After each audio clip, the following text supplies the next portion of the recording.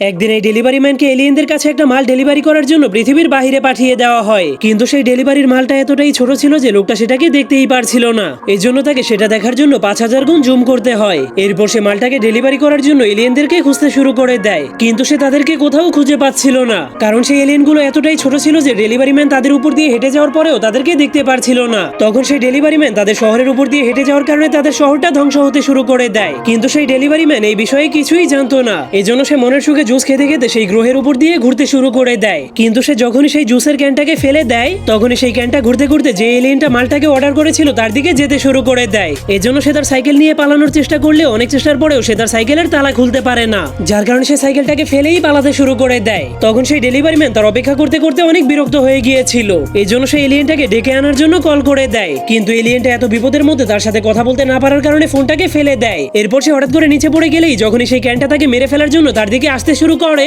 ঠিক তখনই delivery man ক্যানটাকে লাথি মেরে উড়িয়ে দেয়। এরপর পৃথিবীতে ফিরে আসার জন্য রকেটের মধ্যে ঢুকে যায়, যা দেখার পর সবগুলো এলিয়েন অনেক খুশি হয়ে ভাবতে শুরু করে এখন তাদের বিপদ কেটে গিয়েছে। কিন্তু তখনই রকেটটা চালু করার পরেই তাদের প্ল্যানেটটা পুরো একদমই ছাই হয়ে যায়।